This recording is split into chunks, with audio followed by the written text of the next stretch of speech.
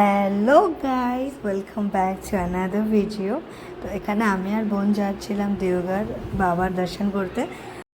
আমরা বন্দে ভারতে যাব ঠিক করেছিলাম, যেহেতু আমরা কোনোদিনও এখনও অবধি বন্দে ভারতের এক্সপিরিয়েন্স নিইনি, তার জন্য আমরা ঠিক করলাম আমরা বন্দে ভারতেই যাব। তো যেমন কথা তেমন কাজ, বন্দে ভারতে উঠে আমরা অলরেডি তাদের স্ন্যাক্স ট্রাই করছি। প্রথমে ট্রাই করলাম তাদের চা।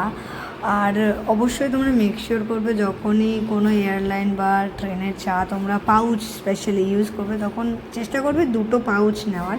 এখানে আমাদের দুটো পাউচ নিয়েছিলাম চায়ের, তারপরে টেস্টটা খুব সুন্দর হয়েছিল।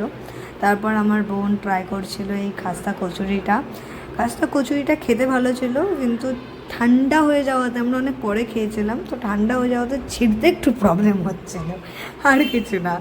তো এটা খেতে ভালো ছিল, নো ডাউট। আমিও ট্রাই করেছি, আমারও বেশ ভালোই লেগেছে। আমি যেহেতু এসব খাবার খাই না খুব একটা, তবুও ঠিক আছে, খারাপ না। খাবার কোনো দিন খারাপ হয় না, খাবার ভালো হয়। তো খাবার টাবার ভালো ছিল। এবার খাবার টাবার খেয়ে দিয়ে আমরা একটু ভাবলাম যাই ওয়াশরুম ঘুরে আসি। ওয়াশরুম তো দেখতেই হবে কীরকম ওয়াশরুম নাকি, আমাদের পাঠিয়েছে রেল দপ্তর থেকে বলে কথা।